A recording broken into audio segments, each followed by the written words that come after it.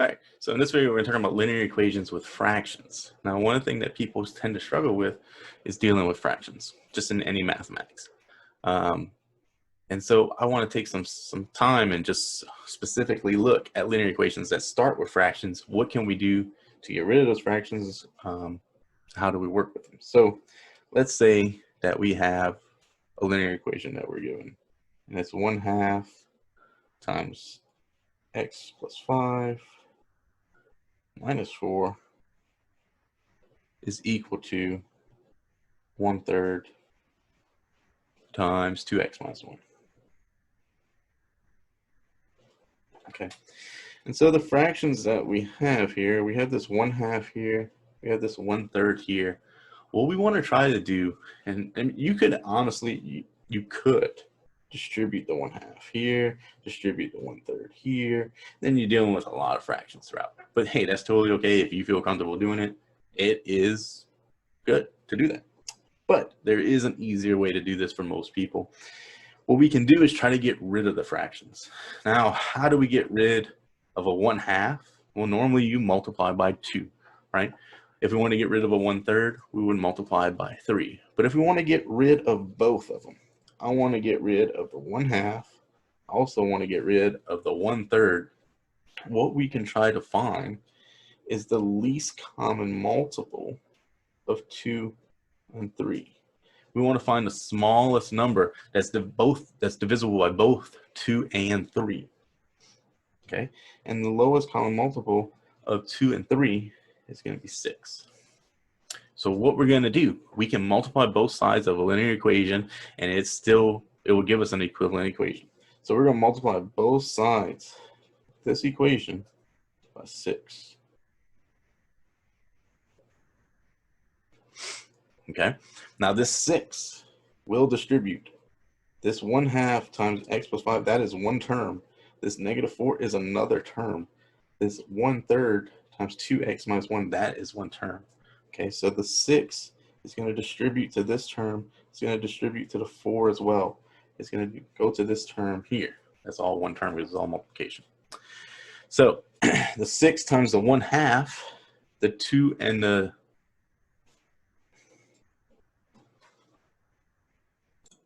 So the 6 and the 2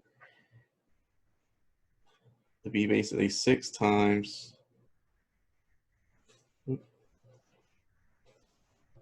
switch back to my color, 6 times 1/2 times the x plus 5.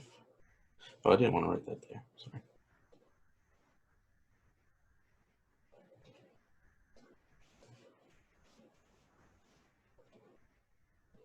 So we're going to distribute. The 6 and the 1/2 will reduce. 6 times 1/2 is going to be 3. So we're going to have 3 times the x plus 5. The 6 is going to go to the -4, and that's going to give us a minus 24. On the right-hand side, the 6 and the 1/3, 6 divided by 3 is going to be 2. So we're going to have 2 times 2x minus 1. There's no other term to distribute it to there. Now we're going to distribute this 3 to those terms, this 2 to these terms. The 24 is okay for right now. So let's go ahead and do that. So it's going to be 3x plus 15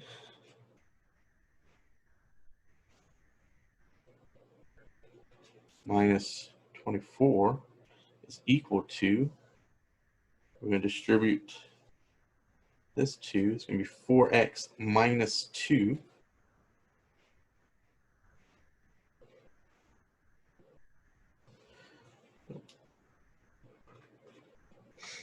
And so now this is the equivalent equation we have here. We need to see if we can combine some like terms. Notice we have a plus 15 minus 24. We can combine those terms. Nothing I can combine anywhere else. So let's keep that for right now. So it'd be 15 minus 24, which is going to be -9. Is equal to 4x minus 2. Now there's no like terms I can combine on either side, so what I'm going to try to do is move stuff around. So let's go ahead, let's move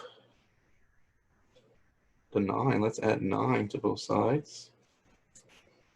And so we'll end up with this 3x is equal to 4x. That's going to be what, plus 7?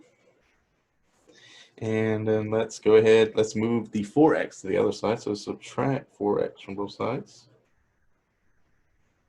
And so what we end up with is going to be negative 1x is equal to 7.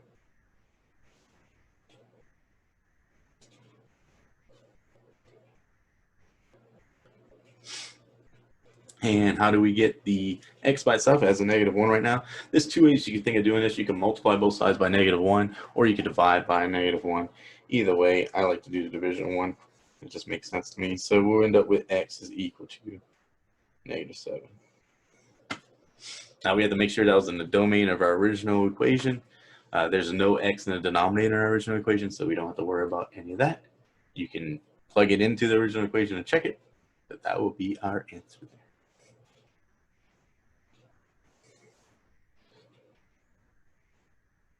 All right, let's try another example.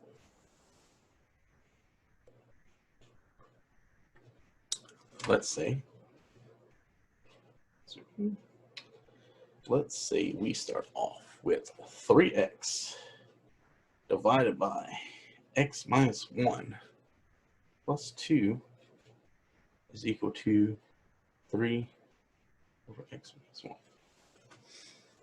Now, in this case, the variable is in the denominator. And so what we need to do is figure out the domain of that variable first, right? Because what can x not be? Well, we know that x minus 1 cannot equal 0, because that is our denominator there, and we solve that. What we'll get is that x cannot equal 1. So what we need to be careful of is that if we get a solution of 1, we have to remove that solution from our solution set.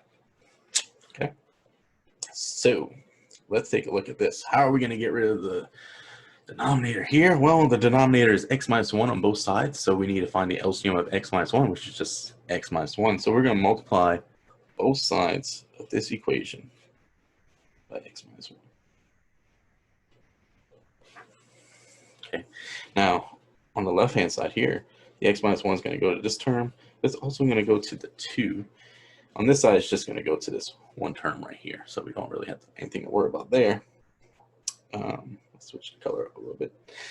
And so here, when the x minus 1 goes to the 3x over x minus 1, the x minus 1s will reduce, and we're just going to be left with 3x. When the x minus 1 distributes to the 2, what we're going to end up with is 2 times x minus 1. We can multiply that out later. On the opposite side of the equal sign, the right-hand side, the x minus 1 and the x minus 1 will once again reduce here, and we're just left with 3.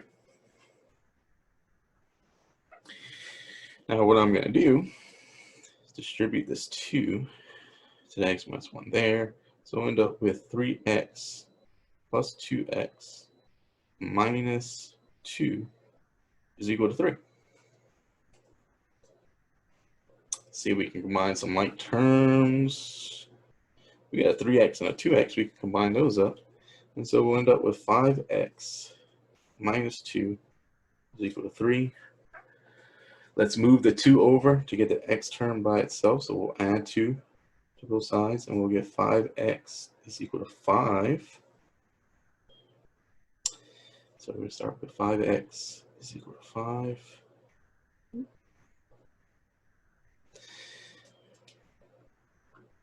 And now what can we do? Well, let's see.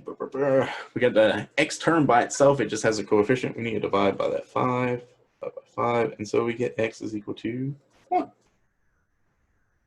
Done. We're good, right? Nope. No, it doesn't work that way. Why? Because, well, we had already figured out that the domain of our variable for our original equation was x cannot equal 1. And so this is not a valid solution. Okay. It's an extraneous solution is the term that we use for it. And so what that means is that this equation, the linear equation we started with, has no solution. Another way of writing that is the empty solution set. The empty set, just like a big zero with a line through it. All right. And there was one last one I want to look at. So let's do that.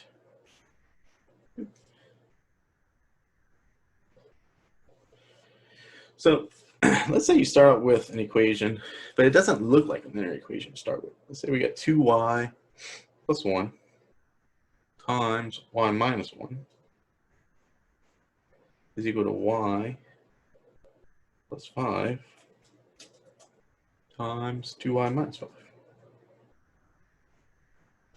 Well, what we'll need to do is expand this and see what we end up with, okay? If we end up with a linear equation, then yeah, we can go ahead and solve it.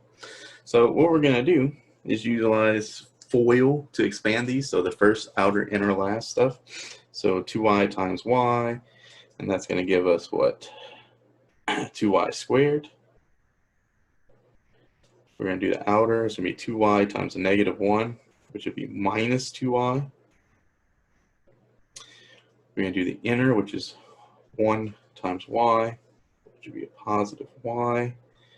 And we're going to do the last 1 times a negative 1, which would give us negative 1. On the right-hand side, the first is going to be y times 2y, which is going to be 2y squared. We're going to do the outer, which is y times the negative 5, which would be negative 5y. Do the inner, which would be 5 times 2y, which is going to be a positive 10y. And then the last would be 5 times negative 5, which would be negative 25. So let's see, we got some like terms we can combine on each side. Negative 2y and a y here, got a negative 5y and a 10y here. So let's spruce that up. Let's combine those up. So we'll have 2y squared minus y minus 1 is equal to 2y squared plus 5y minus 25. So as of right now, it doesn't look like a linear equation. And why does it not look like a linear equation? Oh, we got that square, we got a y squared there. But if I subtract 2y squared from both sides, what's going to happen? 2y squared is going to go away there. It's going to go away there. And I'm going to be left with a negative y minus 1 and a 5y minus 25, which